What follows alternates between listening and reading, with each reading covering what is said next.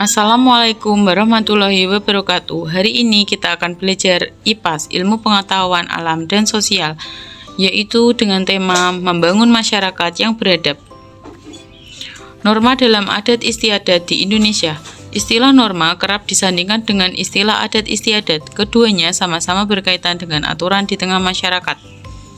Norma dan adat istiadat adalah dua hal yang berbeda. Norma merupakan aturan yang berlaku pada suatu wilayah, sedangkan adat istiadat adalah aturan tidak tertulis dan diakui sebagai hal yang baik dan patut ditaati. Contohnya adalah masyarakat Pulau Lembata, Nusa Tenggara Timur. Di sana ada kebiasaan berburu paus pada Mei hingga November.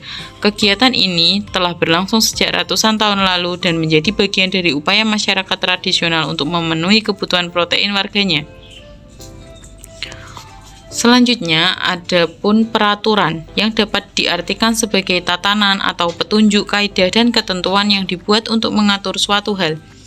Peraturan ada yang bersifat tertulis maupun peraturan tidak tertulis.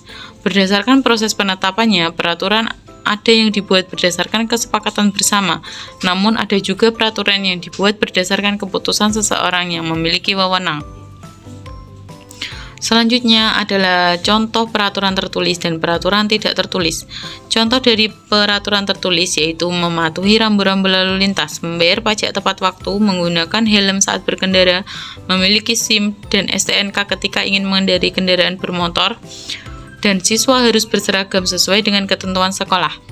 Selanjutnya ada peraturan tidak tertulis, yaitu contohnya tidak meludah di sembarang tempat, tidak menyalakan alat elektronik setiap hari raya Nyepi di Bali, menghargai pendapat orang lain, membungkukkan badan saat berjalan melewati orang yang lebih tua, melakukan upacara adat pernikahan kematian maupun rasa syukur terhadap hasil bumi. Selanjutnya, adapun perbedaan antara peraturan tertulis dan peraturan tidak tertulis. Peraturan tertulis aturannya pasti dan tertulis, sedangkan peraturan tidak tertulis aturannya tidak tertulis. Aturan tertulis mengikat semua orang, sedangkan aturan tidak tertulis kadang aturannya tidak tertulis dan tidak pasti. Aturan tertulis memiliki alat penegak aturan dan aturan tidak tertulis ada atau tidaknya alat penegak hukum yang tidak pasti. Alat tertulis dibuat oleh penguasa, bersifat memaksa dan sanksinya sangat berat. Sedangkan aturan tidak tertulis dibuat oleh masyarakat, bersifat tidak terlalu memaksa dan sanksinya ringan. Selanjutnya, setiap peraturan dibuat untuk menciptakan lingkungan yang tertib, rukun, dan harmonis. Diharapkan juga agar dapat mengurangi terjadinya perselisihan dan pertengkaran sehingga tujuan dapat tercapai. Contoh, apa dampak dari pelanggaran pada gambar tersebut?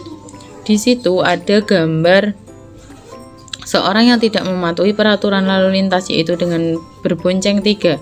Dampak dari pelanggaran pada gambar di atas adalah menimbulkan kecelakaan. Motor bisa disita karena melakukan pelanggaran dan sebagainya. Yang kedua, apakah pelanggaran tersebut merugikan orang lain? Jawabannya iya, karena jika sampai terjadi kecelakaan, korbannya bisa orang lain. Lalu, seperti apa harusnya kita ingin menggunakan kendaraan bermotor?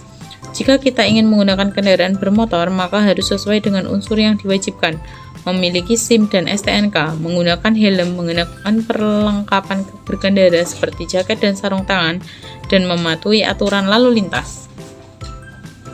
Terima kasih, sekian pembelajaran hari ini. Wassalamualaikum warahmatullahi wabarakatuh.